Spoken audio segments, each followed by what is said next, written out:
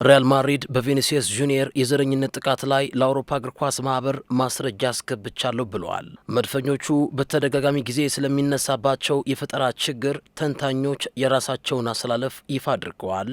ምንድን ነው? እንመለከተዋለን። ማንቸስተር ዩናይትድ ለደጋፊዎቹ ነጻ የትራንስፖርት አገልግሎት እንዳቀረበ ተዘግቧል። መቼ ነው? ለምንድን ነው? ቤልጅየማዊው የሪያል ማድሪድ ግብ ጠባቂ የሆነው ቲቦ ኮርቷ የክለብ ባለቤት እንደሆነም ተነግሯል። የቶትናሙ አሰልጣኝ ኢጎር ቱዶር በሰሜን ለንደን ደርቢ ጨዋታ ላይ ምን አይነት አሰላለፍ ሊጠቀሙ እንደሚችሉ ፍንጭ ተሰጥቷል። የሳምንቱ የአውሮፓ ቻምፒዮንስ ሊግ ኮከብ ተጫዋች ይፋ ሆኗል። አርኔ ስሎት ስለ ሰሞነኛው የሊቨርፑል መሻሻል ሚስጢር ተናግረዋል። ሰላም ጤና ይስጥልን ክቡራትና ክቡራን የዚህ ቻናል ቤተሰቦች እንደምናላችሁ። የዛሬ ዜናዎችን እንደሚከተለው ይዘን ቀርበናል። ከዜናዎቹ ጋር አሉላ ፍሬው ነኝ። በቅድሚያም ሪያል ማድሪድ በቪኒሲየስ ጁኒየር ዙሪያ የዘረኝነት ጥቃት ላይ ለአውሮፓ እግር ኳስ ማስረጃ አስገብቻለሁ ብለዋል። የ15 ጊዜ የአውሮፓ ቻምፒዮንስ ሊግ ዋንጫ ባለቤት የሆኑት ሪያል ማድሪዶች ከትላንት በስቲያ ቤኔፊካን በፖርቹጋል ሊዝበን ኢስታዲዮ ዴሉዝ በገጠመበት የመጀመሪያ ዙር የጥሎ ማለፍ ጨዋታ ላይ በ51ኛው ደቂቃ ብራዚላዊው የሎስ ብላንኮቹ የፊት መስመር ተጫዋች የሆነው ቪኒ ጁኒየር ድንቅ ጎል ካስቆጠረ በኋላ በማዕዘን መምቻው ላይ የደስታ አገላለጽ ካደረገ በኋላ በቤኔፊካ ደጋፊዎች የውሃ ሃይላንዶችና ሌሎች ቁሳቁሶች ሲወረወሩበት ተስተውሏል። በዛው ቅጽበት የ20 ዓመቱ አርጀንቲናዊው ፔሬስታኒ የዘረኝነት ጥቃት አድርሶበታል፣ ማሊያውን ሸፍኖ ዝንጀሮ ብሉታል ሲሉ ተደምጠዋል።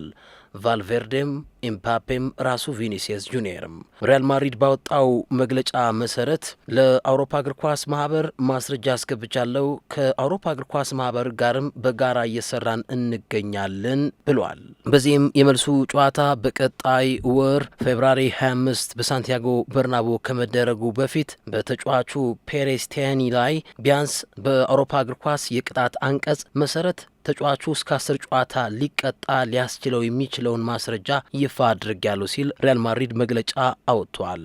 የሰው እንዲሁም ሌሎች ማስረጃዎችን ይዞ የአውሮፓ እግር ኳስ ምርመራውን እያደረገ የሚገኝ ሲሆን የሪያል ማድሪድ ማስረጃ ግን ምን እንደሆነ አልታወቀም። በቀጣይ መረጃ ቤልጅየማዊው የሪያል ማድሪድ ግብ ጠባቂ የሆነው ቲቦ ኮርቷ የክለብ ባለቤት ሆኗል ተብሏል። የሪያል ማድሪዱ ቤልጅየማዊው ግብ ጠባቂ ቲቦ ኮርቷ በፈረንሳይ ሁለተኛ ሊግ የሚጫወተውን ሌማንስ የተባለ ክለብ መግዛቱ ይፋ ሆኗል።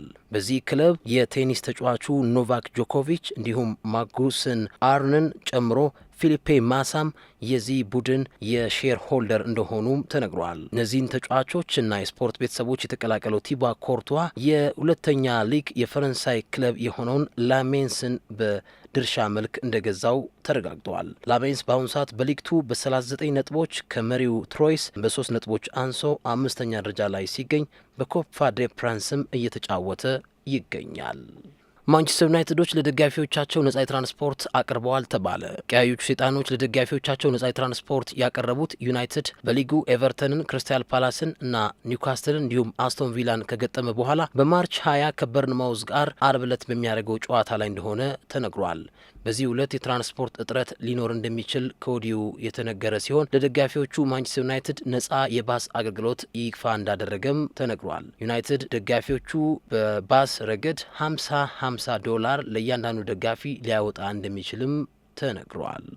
በተያያዘ ዜና ማንቸስተር ዩናይትድ በክረምት የተጫዋቾች ዝውውር መስኮት አንድ የፊት መስመር አጥቂ፣ አንድ የግራ መስመር አጥቂ እና 2 ልምድ ያላቸው አማካኞችን በተጨማሪም ሁለገብ የግራ መስመር ተከላካይ ሊያስፈርም እንደሚችልም ተነግሯል።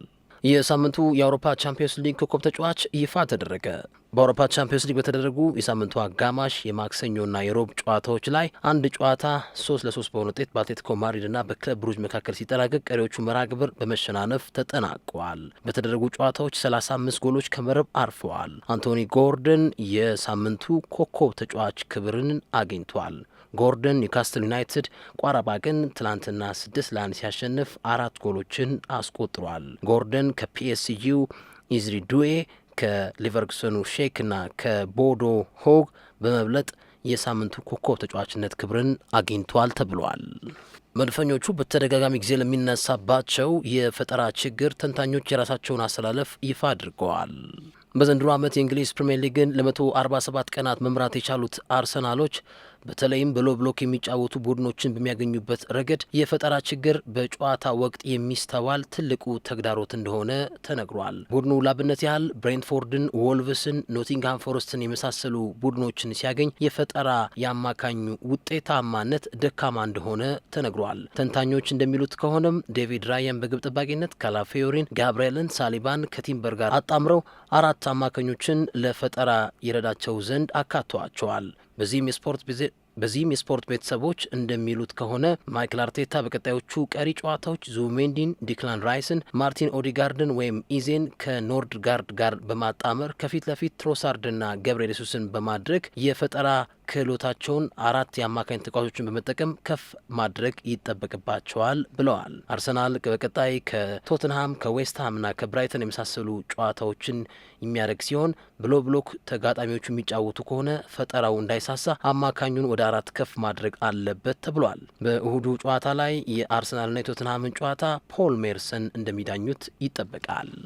የአቻ ውጤትን አልፈልግም፣ ጨዋታን ማሸነፍ ነው ፍላጎቴ ያሉት የቶተንሃሙ አሰልጣኝ ኢጎር ቱዶር በሳምንቱ መጨረሻ በለንደን ደርቢ ከአርሰናል ጋር እሁድ ምሽት 1:30 ላይ የሚያደርጉት ጨዋታ በጉጉት ይጠበቃል። ክሪስቲያን ሮሜሮን በቅጣት እንዲሁም 11 ወሳኝ ተጫዋቾችን በጉዳት የማይጠቀሙት ኢጎር ቱዶር የቶተንሃምን የጨዋታ መንገድ ወደ 3-4-2-1 የጨዋታ መንገድ ይወስዱታል ተብሎ ይጠበቃል።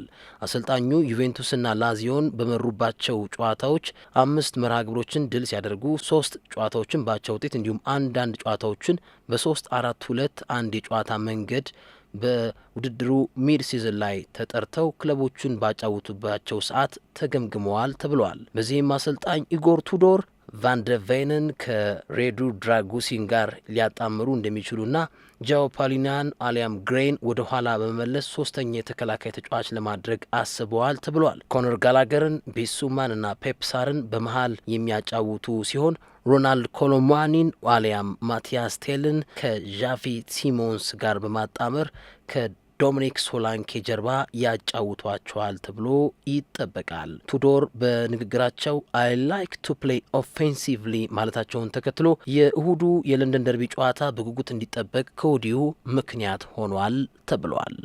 የተወደዳችሁን የተከበራችሁ የዚህ ቻናል ቤተሰቦች አሉላ ፍሬው ነበርኩኝ።